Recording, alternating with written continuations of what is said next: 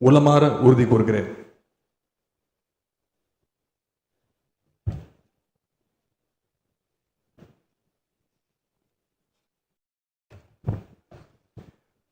மாண்புமிகு திரு எடப்பாடி கே பழனிசாமி.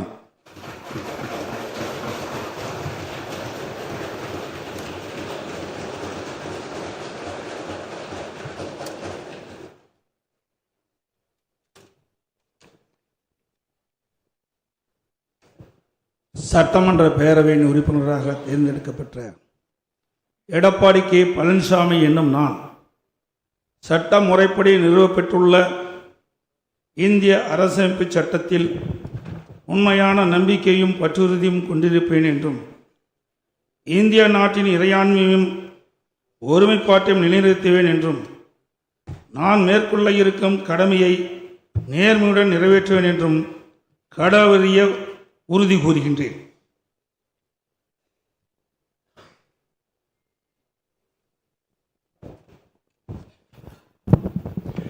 மாண்புமிகு திரு ஓ பன்னீர்செல்வம்.